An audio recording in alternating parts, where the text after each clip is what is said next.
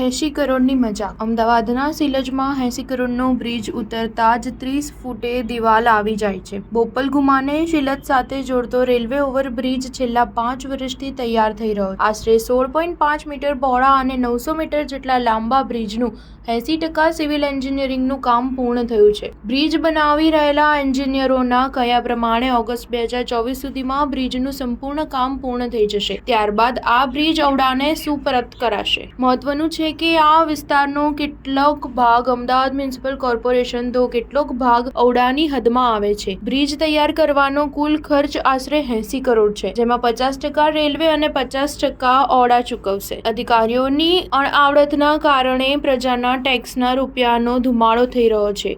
અહીં રહેતા લોકો માટે મોટી મુશ્કેલી સર્જાઈ છે. સિલજ તરફ જ્યાં રેલવે ઓવરબ્રિજ પૂરો થાય ત્યાંથી આશરે 30 ફૂટ અંતરે દિવાલ આવી જાય છે. માત્ર 10 થી 12 ફૂટની અહીં સાંકડી ગલી છે. બ્રિજ પરથી નીચે ઉતરનાર વાહન ચાલક માટે અહીં ડેડ એન્ડ આવી રહ્યો છે. ઔડાના એક અધિકારીએ કહ્યું કે આ નોન ટીપી વિસ્તાર છે, એટલે કે એગ્રીકલ્ચર ઝોનમાં આવે છે, તેથી અહીં ટીપી પડવાની શક્યતા ઓછી છે. તેથી રસ્તો પહોળો થઈ શકશે નહીં. 2020 થી સિલજ વિસ્તારનો સમાવેશ અમદાવાદ મ્યુનિસિપાલિટીમાં થયો છે અને તે એગ્રીકલ્ચર ઝોન છે. ત્યાં ટીપી બનાવી શકાય નહીં. ઔડાનો કોઈ રોલ રહેતો નથી. એએમસીએ કાર્યવાહી કરવાની છે. સ્ટાર ન્યૂઝ 7 હંમેશા સચ્ચાઈની સાથે.